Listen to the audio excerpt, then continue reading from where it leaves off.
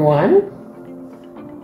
What I want to do today is I want to go into some macroeconomics, and I want to talk about something that all of us think about night and day. Money, money, money, money. Money. But it's interesting because a lot of times when people hear about the subject matter of econ, they figure that econ is about money. And money is a small topic we do in econ. Econ is not synonymous with finance. So I'm gonna talk a little bit about money demand today. Let me go grab my markers so that we can use the board to talk about money demand. Give me a minute. So here we go. Money demand. That's what we're gonna be looking at today. Alright? So get this set up with my board here and talk about money demand. And really, what we're gonna be trying to figure out is, why do people demand money? You might be going, that's a dumb question. Everybody wants money to do something, right? But really, this question and how we categorize it is going to help us to have an understanding of money, not just from a kind of social usage, but also the economic sense of how money itself as a commodity is traded within a market. Okay, so why do people demand money? We like to categorize and break down money demand in two groups. Okay, we like to look at, firstly, why do people demand money? And think about this for you personally. For answer number one, okay, I'll call it A. Why do you demand money? What do you need money for? That's what my mom used to ask me when I'm young. Like, can I have some money? What do you need money for? But think about this very broadly. What do you need money for? Why do you demand money? You might go, Dr. C, I demand money because I need to eat. I need to pay rent. I need to live. So one of the reasons why we demand money, I'll just categorize it this way. It's to buy stuff. That's not living. That's paying rent. That's taking care of childcare or elder care. Okay? That's putting gas in the car. So one of the reasons why we demand money is to buy stuff. And this is called the transaction demand for money.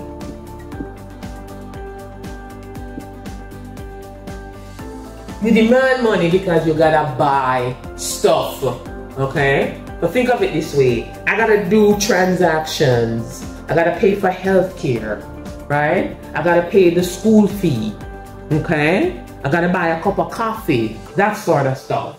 So we demand money to buy stuff for transaction. That's a transaction demand for money. Now, it wouldn't be an econ class if we didn't represent this on a graph. So our demand for money for transactions, I'm gonna show you graphically. Here is the quantity of money. You get used to my symbols, QM. That's the quantity of money. Now, what is the price of money? Well, the price of money, because if we're doing a market, we got quantity, then usually on this axis we have a price. The price of money is our interest rate.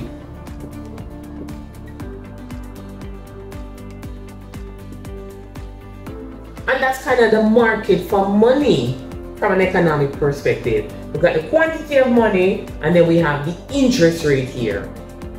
Now, I want you to think about this closely.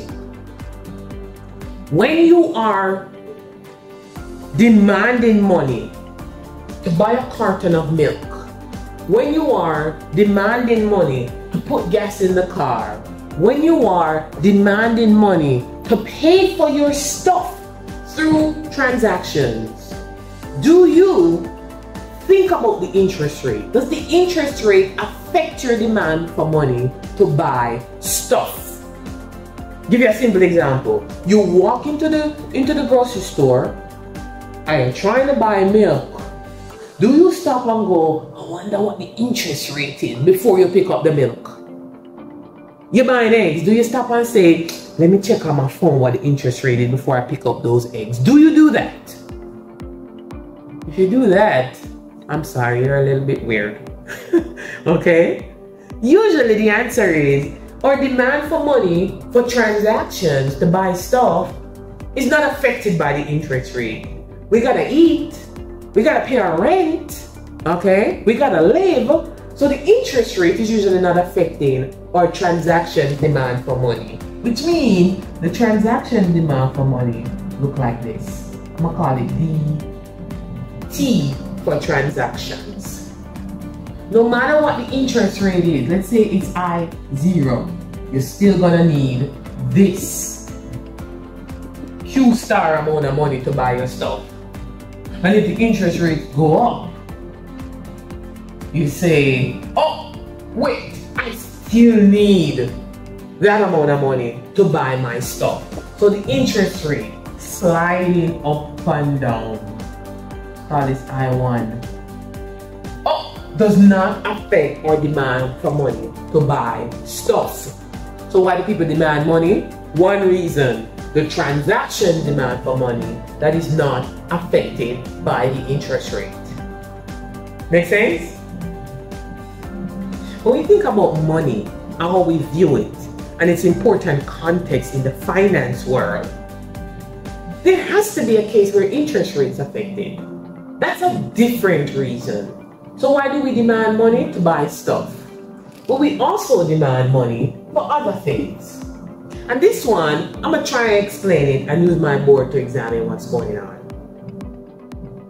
The other reason why we demand money is we think of money as an asset. So we don't just find it to be a commodity to facilitate transaction, but we also demand money because money within itself is an asset. Doesn't that make sense? Money can be and is an asset. But think about it this way. You could buy stocks. You could buy bonds. You could put your money in a savings account. You could buy a house. Or you could say, I don't want to do any of that. I want to hold on to my cash. In that lineup of what I just explained, you could buy stocks, you could buy bonds, you could put it in a savings account, you could go put it in your credit union, or you could say, I want to hold my cash. So you can view money in that long list of assets as an asset too. When you demand money for that reason, this is called the asset demand for money. And that's very different than the demand to buy stuff. You say, do I hold on to my cash or do I buy these other particular asset classes? And you look at this long list and you put money in there also as one of the assets itself. You demand money as an asset. This is called the asset demand for money. Do you think the interest rates will affect your asset demand for money? Absolutely. The interest rates will affect your asset demand for money. Now let's examine how this works. You could buy stocks, buy bonds, put your money in an interest-bearing account, or you could hold on to your cash. Remember, that's how we view the asset demand for money. Buy stocks, buy bonds, put my money in some interest-bearing account, or hold on to my cash. How do you think the interest rate is going to affect that? Let me break it down for you. If interest rates go up, do you want to have a lot of cash holding on to if interest rates are high? You don't. You're losing out. So if interest rates are high, why do you want a boatload of cash? You want to put it into one of these interest-bearing things that you could do. When interest rates are low, then in reverse, you might go, I think I'll hold on to my cash just in case. Okay? So what's happening when interest rates are high, you demand less cash, less money as an asset. And when interest rates are low, you tend to want to hold on to your cash as an asset. It's almost like an opportunity cost. Remember that term? An opportunity cost. Holding the cash. If the interest rates are high, I'm losing too much. That foregone interest is too high. I want to demand less money. So watch me. One goes up, one goes down. If we are to use the board, let's set it up and show that this is the interest rates and that's the quantity of money. One goes up, one goes down. If we are to use that, one goes up, one goes down. What would the graph look like? I'll give you a hint. One is going up and one is going down. That's an inverse or negative relationship. What would the graph look like? It's gotta be downward sloping. This is the asset demand for money. And watch it. When the interest rates are I1, here is your demand for money. Make the interest rates higher. And 2, if the interest rates are higher, you go, I don't want to hold on to as much cash. You drop your demand for money. So here's the transaction demand, and that is the asset demand. When we look at the money market in econ, we put them together. Okay? And you're going to have a transaction demand, you're going to have an asset demand, and we put them together in econ to get the total money demand that you see us using within the course. I hope this was very useful on the Blackboard today. Take care.